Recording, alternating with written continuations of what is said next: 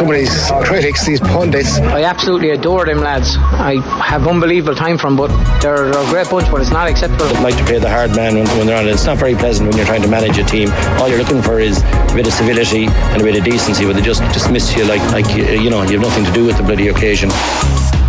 Yes, it is the Hurling Power Rankings, and it is the esteemed presenter of the Hurling Pod, Will O'Callaghan. Will, good morning. Wow. Morning, lads. Good to see that Colm is getting some use out of the bottle that he got from coming in for a slight tangent last week. It's become a prized possession by the looks of it. This guy, now he's setting himself up for a compliment, but I'm going to give it to him. Go on.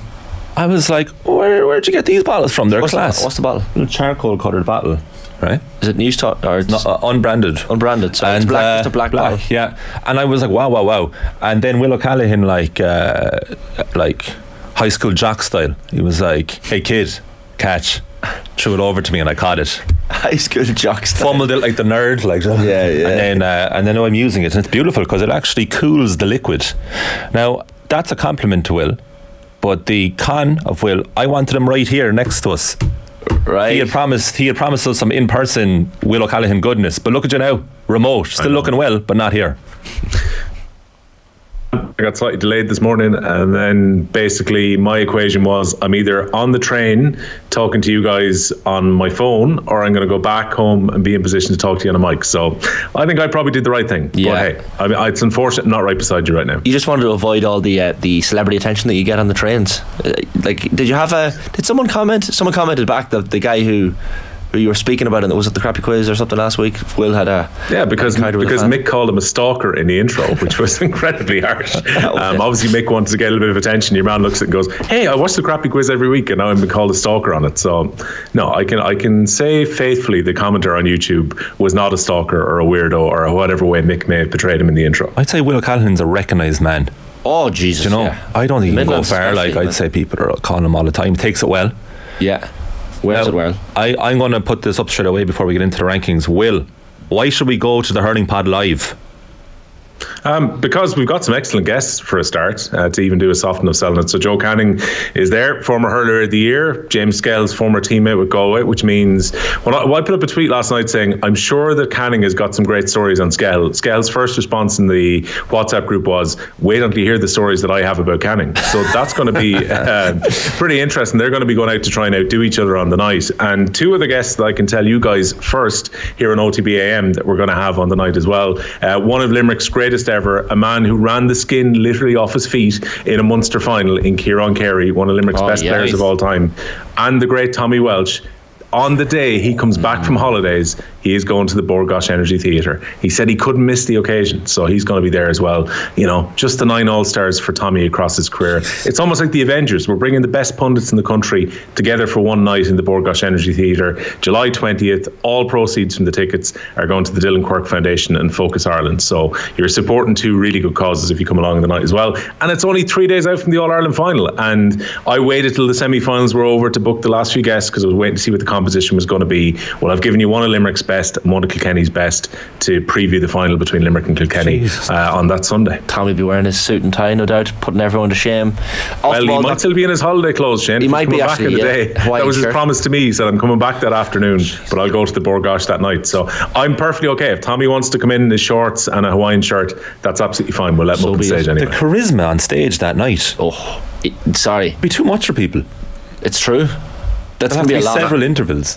What a day that is. That's just Gail Murphy alone. Yeah, it's true. What a day that will be overall for sport. Ireland's first game down under that morning. And then you take a break, put your head down for a while, go back out to Will. July 20th this is. July 20th. Also the anniversary of the moon landing. It's the first moon landing on Apollo 11. What a day. Of course it is. What a day. So it's all, it might be as significant. I think it's 4 days after the Indians were liberated from Galway as well. All right. Father Ted folklore. Brilliant. Marathon week. Offtheball.com/events, Will, is it, for tickets?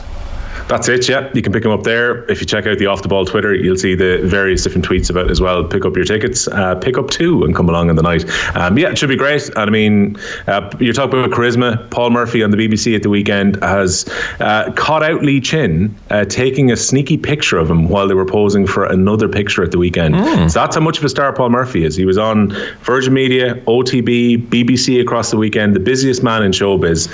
I think we've just about tracked him down to actually be there on the 20th as well. Fantastic. That'll be a good night's crack for sure. We'll get into the power rankings proper. Well, we might as well. There haven't been many changes, of course. We've only had the 2 semi-finals since. I think you can skip the first 2 slides this time around, Shane, given nobody has played on the first 2. Fair, yeah. People remember where each county will have been. Otherwise, you can go back and have a look. With 18 Kildare, Meath, Down 16, Kerry 15, Laois 14, Offaly 13. We have on screen for you there. 12 Carlow, 11 Westmeath, Antrim 10, Wexford 9, Waterford 8, Dublin 7, and then get to the top 6. Talk us through the top 6, Will. Well, the top 6 doesn't have a huge amount of change. You'll see the one change that's happened is second and third have flipped around after Kilkenny's win against Clare. Galway stay in 4th place following their defeat against Limerick, and Limerick, who, here we are, 5 All-Ireland finals in 6 seasons, sit at the top. And so many times you guys tried to get me to budge Limerick from the top. Darragh Donovan was talking about people writing them off during the Munster Championship, coming out after the Munster final saying people thought they were dead and buried ahead of the final round, and here they are, top of the tree, and I think very much favourites going into it to potentially win 4 in a row in a couple of weeks' time, and that would equal the success of the Kilkenny team if Limerick were to do so. But Kilkenny could have an interesting piece of history in themselves, where TJ Reid could become the first man to win 14 All-Ireland titles across county and club, which would be an incredible achievement. We know, and I know you guys mentioned it earlier with John, he will finish this season as the top scorer in the All-Ireland Hurling Championship. I don't think this is going to be a retirement season for TJ, even going into his 36th year. He's gone 7 points ahead of Patrick Horgan after scoring 12 at the weekend, but 14 All-Ireland titles would be incredible. He's been the star man for Ballyhale Shamrocks. He's gone through what's felt like a very lean period for Kilkenny, but this would be the ultimate cherry on top, I think, if he was to get this Kilkenny team back to the top of the mountain. They have a lot to do. We saw what happened when these teams met in the league final earlier this year, and Limerick out-hurled Kilkenny entirely. We saw last year that Limerick had the answers in the All-Ireland final, but Kilkenny, I think, will be happy enough to fly in a little bit under the radar into this final, having won the Leinster final in such dramatic circumstances and then dramatically beaten Clare last weekend as well. Kilkenny, I think, justifiably go up to 2nd place on the penultimate power rankings of the year. Where's TJ Reid in your power rankings of greatest ever players? Oh, he's right up there. He really is. Like, I think himself and Canning were the best players of the decade just gone by, if you were to take, say, 2010 to 2020. And you can probably dispute and argue, and Skehill and Murphy debated for their former teammates in the hurling pod earlier this year, that, you know, aesthetically you might enjoy what Canning does, the flicks, the skill, the things that he seems to be one of the only players that would be capable of doing. And TJ is an absolute machine, one of the best fielders of all time, an incredible free taker, not to take away from how good Canning is on the frees as well. But TJ coming up in clutch moments during matches, and we saw at the weekend, he just went out there and kept Kilkenny ticking over, even at the times when Clare came right back into the game in the second half when they pushed their players back up. TJ was there as the man who was leading the forward line. You might be seeing Adrian Mullen and Owen Cody emerging as the next best for the next generation for Kilkenny, but TJ is always there. And like, I think back to that free, particularly in the club championship a couple of years ago when they beat St Thomas's in Semple Stadium, is there any other player than TJ Reid who would have reversed that into the other top corner with the very last puck of the game? So he's an incredible player. Paul Murphy said the weekend he has him right up there with Henry Shefflin, which is the ultimate praise, because I think when Henry Shefflin hung up his playing boots, I think most people would agree probably the best player we've ever seen, certainly the most successful player we've ever seen. But Paul was making the point that if TJ Reid had been a few years younger and on that team, he would have also been one of the star forwards on the Kilkenny team that went so close to doing 5 in a row. So he's an absolutely incredible player. It actually felt like a slightly unfair advantage number of frees Kilkenny had at the weekend, because TJ Reid is almost flawless. Yeah, well, Clare fans had issues with the officiating generally, probably. Well, more so I think the fact that the play wasn't allowed to develop for what would have been a Mark Rogers goal. But it's kind of a funny game to analyse, because we remember the key moments during that match, and I kind of get the feeling that Kilkenny almost won that game. They almost won 2 games 12 months ago, because the conservatism that Clare hurled with was definitely borne out from what happened last season when Kilkenny won by 12 points. And Brian Lohan said it, that after 25 minutes last year they were beaten in that semi-final. And I think with the injury concerns they had with McInerney, Conlon, and particularly Conor Cleary at full back, I think preserving their goal was the most important thing for Clare in the first half. But going out there with the sweeper, played into Kilkenny's hands, and Kilkenny made hay in the first half of that game and got themselves into a very good position. And then we saw in the second half, when Clare were that little bit more direct, all right, Shane O'Donnell scores an absolute wonder goal, which is probably how we'd remember the game if it wasn't for a save from the best goalkeeper of all time in Owen Murphy just before full time. But like, these are the moments we remember in the game. But if you look back and look at how good Clare were in that third quarter particularly, they will be kicking themselves that they didn't get to this All-Ireland final. Still just the one championship win that they have against Kilkenny going back to 1997. So you can definitely read a lot into the fact that Kilkenny, you've got great Croke Park experience, great Croke Park record, something that Clare haven't had since they won the All-Ireland final in 2013. Yeah, you were saying on the Hurling Pod on Sunday night when you went live after the game as well, it's about decades since Clare won the championship at Croke Park, like against Cork in the replay. Also, another thing that was said on the Hurling Pod on Sunday night, James Scahill did call Owen Murphy the best save he has seen, or maybe the wording was, I haven't seen better than that. I want to ask Ulach Allahin, where does it rank for him, considering it is the rankings? I haven't, and like, I was listening to you guys chatting to JD earlier, and you named out a string of very good saves along the way, and I saw a save that Damien Martin made against Galway back in the 80s as well, where he was at full stretch and it looked like the ball was going into the top corner, and the Davy Fitzgerald save in 1997 is right up there. But I think we could take the circumstance into account here, in that the ball comes through a string of bodies when it's doubled on by Duggan, and there can't have been a huge amount of time that Owen Murphy would have had, milliseconds probably, when he sees the sliotar flying through at incredible pace. He's already kind of shifted. When you see the angle from behind the goal, you see how good a save it is as well. He shifted a little bit to the left, I think, to try and get visibility on where the ball is, and he has to readjust his body at the very last second, and he gets an incredibly strong hand onto it to flick it with the boss onto the crossbar, and then for the ball to come clear. Obviously there's a little bit of luck. We saw the goal that Gillan scored on Saturday, where there's a block that goes up onto the bar, comes back, and he doubles on it on the ground and with a ground stroke and finished into the net. But incredibly hard to save, an unconventional height, unconventional angle, and somehow the cat in the Kilkenny goals manages to somehow readjust and just save it. It's just absolutely unbelievable stuff to send them into a final. An incredible moment. Where were they going with only 3 minutes of injury time?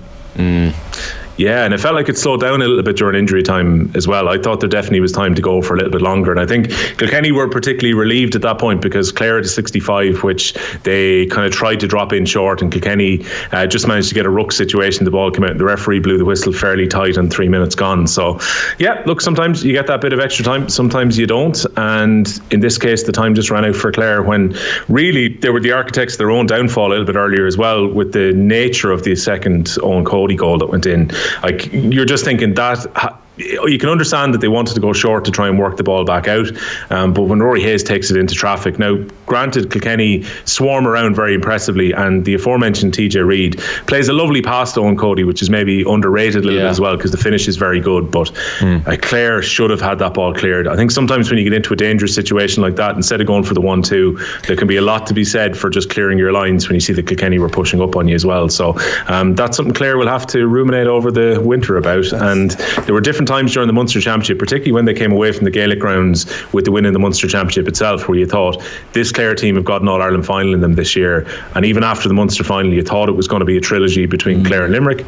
But again, right off Kilkenny at your pearl, lads. Not to be. Well, I will brag about this later in the week. I did call Kilkenny by 1 to 3 points on the quick picks, which will... It's really bad news on the quick picks as well, because a few lads were pointing out on the live pod of the weekend, they were like, oh yeah, Will was a lot more convinced by the margin of victory that Limerick would have against Galway in the first game. And I'm thinking, yeah, but it's not much good when they win by 9 and you've predicted they'll win by 6. So there's still no bonus point to be had. I think Shane Hannon is in a very comfortable position at the top of the quick picks now. We may well have to add in more parameters to try and slow him down. In the box seat, although we have Dublin Monaghan to come, Will, this weekend. So, you know, and it's tough to go against your own county. I have a feeling you're probably going against the grain. So maybe we'll go with favouritism with Dublin. So quite possibly. Let's see. But like, lads, Limerick are well out in front at the top. I think we asked a few weeks ago, had the margin come down between the teams at the very top? I think that Limerick performance after the 25th minute was, they just blew Galway away. Disappointing if you're a Galway supporter, because, you know, they were very limp in the second half, but Limerick worked out the problems even without Hannon, even without Finn. They were incredibly impressive. And just on the Nicky Quaid point, because I know you guys were talking about earlier on as well, the 6 minutes after Nicky Quaid went down to check on his contact lens, Limerick won by 2 points to 1 and Galway had 2 goal chances. I think sometimes the narrative ends up seeming a lot more dramatic dramatic than it is. And I'm sure it's not the last time that a goalkeeper will go down to ensure that a message can get on. But even James Skell, who was in a conciliatory mood on Sunday on the live show, said it was also an opportunity for Galway to get information onto the pitch at the same time as well. So it's dangerous to read into that and think, oh, the Nicky Quaid moment was the moment that Galway stopped. I actually think when Galway withdrew and went to a one-man full forward line a few minutes earlier, that was the moment that the game switched. Plus, I think Galway looked out of gas at that point as well. If Hannon's only half fit, would you still start him and give him a half?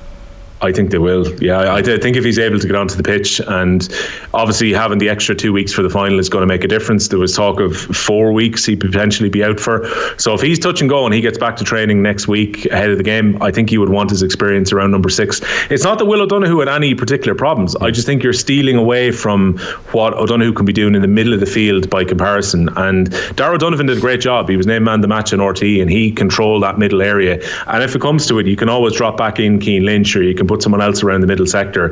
This is the big advantage that you have if you're Limerick, because there's so many players that can kind of plug in and play in various different positions. But I think if Hannon is fit, you want him steering your team from number 6 in an All-Ireland final. Now, they won without Hannon in the league final earlier this year, where Dan Morrissey was playing at number 6. So it just goes to show that John Kiley can do it in different ways. And there was that kind of just feeling as well that Cian Lynch is starting to come back to top form at different times during the semi-final as well. He's been battling through that hamstring injury throughout the year. You know, I thought Kyle Hayes put in a very good performance, didn't play at 6 where he was named. Again, we saw a couple of moments from Garrod Hegarty, which is scary stuff for everyone watching Limerick at the moment, if there's maybe a couple of extra gears to come from them potentially in the All-Ireland final. Yeah, scary stuff. And it's funny how, even Colm, you mentioned earlier that there are so many moments from those 2 games that might go under the radar because of the results. The O'Donnell goal because Clare lost, the Mannion goal for Galway because Galway lost. Oh, Kyle Mannion's goal was absolutely outrageous. One of the best finishes I've ever seen. Cooney's pass inside as well, and the finish. Like, it was a low percentage effort, Will. Like, he shouldn't have even gone for goal. But even I think the Limerick defenders didn't think he was going to go for goal. I think they thought that he was running out of space after the break, and that Kyle Mannion was probably going to shorten his grip and just tap it over at that point. So it was incredibly ballsy to shoot across goal, especially against Nicky Quaid, who's an outstanding goalkeeper. When we're talking about great goalkeepers with Murphy, what a finish. But then that's what Kyle Mannion has in his locker, and it's why I think we talked about the power rankings a couple of weeks ago, where we were praising Mannion playing deeper in the role against Tipperary. But if you could have Kyle Mannion further up the field, that's what he brings. Penetrative runs, he's a fantastic shooter. And I think if you're Henry Shefflin looking into next year, you would love to have Kyle Mannion in a more prominent position up front, because the scores really did dry up for Galway once they brought that change around where Kincannon stayed as the only man inside. And I felt when Conor Whelan came out the field a little bit, he got lost in the game big time, while he was incredibly dangerous in the first 20 minutes or so. So again, I think that's the decision that Galway will look back on and think, if they'd been slightly more brave, maybe they could have asked more questions about a Limerick defence, which has been patched together because of Finn and Hannon been out as well, but it was comfortable for them once they had extra men back there. Yeah, it was the audacity from Mannion as well. I think probably the element of surprise. Nicky Quaid might not have been expecting the shot on goal. There was also in the Kilkenny Clare game, and it'll be lost because of the Owen Murphy save on 22 minutes I think it was. Conor Fogarty makes a block on a certain Clare goal, and it's like that'll be lost to the whispers of time because of the Owen Murphy save, but like only for that. I mean, it was an unbelievable block in itself. It almost felt like a meme, Shane. It's like he came out of nowhere, and next thing there's Fogarty there to make a block/hook just at the very last second when Clare were about to score a goal. So that's the thing for Clare. They look back at it and say there's 2 certain goals, if it wasn't for incredible moments within the game, that they could have scored, and he has to take huge credit for that. In a way, it kind of summed up Kilkenny. I know it can sound like a cliche when we talk about a team really wanting it, and hooks and blocks are really important, and but if you think about it, the goal that Owen Cody scored was down largely to the work rate of the Kilkenny forwards. And in Fogarty's case, it was about the work rate of getting back at the last moment to be there when other players may not have burst themselves to get back into that position. And the other thing is, I really feel for the Kilkenny hurlers who are now going to have a dry day the day before the All-Ireland final. Killian Buckley's wedding, what unfortunate timing on the Saturday before the All-Ireland final. So I'm sure they're all going to go and have a fine time, but they'll probably be leaving the reception at a very reasonable hour to be back in their bed ahead of the All-Ireland final. To be fair to Killian and his future spouse, like if you're booking a date for a wedding, as a Kilkenny hurler. A lack of self-confidence there. Come on. Apparently I'm told through Paul Murphy that they booked the wedding a couple of years ago and it was when the final wasn't as far back as it is now. Fair enough. So I think the plan is the wedding would have been, if the calendar was the same as it was 2 years ago, it would have been, I think, a week or 2 weeks after the All-Ireland final in the hurling. Right. So unfortunately you can't really switch it round when the calendar changes a year out. On the hurling pod on Sunday, Will, you were saying not necessarily a foregone conclusion, the result of the final. We asked John Duggan earlier, he didn't hesitate. He said Limerick. What are you thinking? No hesitation about, I think, the fact that Limerick are going to win. That's not, like, Kilkenny won't care if every single pundit between now and Sunday week say that Limerick are going to win, and even if people very confidently predict that Limerick are going to win, they won't care. They will point out to last year that they were still in the game in the closing stages, and they'll go up there to try and upset Limerick in the final. But for me, I think this Limerick team have just kind of worked their way into the year a little bit. Those single score games in Munster were about teams really going at them. We saw at the weekend what Limerick can do when a response is needed, when there were 6 points down in the game. They've got all that experience. I think you'd be silly to back against a team that have shown so much over the last 5 or 6 years and getting themselves out of those type of positions. I think they're a team that we really should savour, because there will come a time when this run will come to an end, but at the moment they're absolutely awesome, and I think it's going to be a league and championship double for Limerick this year, with a Munster title sandwiched in the middle as well. Just, win all the silverware. 16 finals out of 16 under Kiley. So back against that. That kind of answers the question Patrick Coleman puts in the YouTube comments. Will, how much will it drive Kilkenny on to get revenge for the league final in last year's All-Ireland? I think they'll be a lot better in the league final. That's the first thing. They were very disappointed in Páirc Uí Chaoimh that day. I think they'll definitely bring their performance up from there. Like, having Mullen back in his electric pink boots is a big boost for them ahead of the final as well. So, and Owen Cody is in remarkable form. You could probably argue that Kilkenny are, despite the fact they only got over Clare by 3 points this time as opposed to 12 last year, I think Kilkenny almost looked in better form coming off that semi-final than they did last season. So I think this is going to be another tight one. Don't for a minute think that Limerick are going to roll Kilkenny over, but again, I find it very difficult to oppose Limerick overall. Mark says, lads, as a neutral, the officiating was outrageously one-sided. This is on the Clare Kilkenny game, I assume. The contrast and freeze given were scandalous, and then 3 minutes at a time was just a joke. Let's call a spade a spade.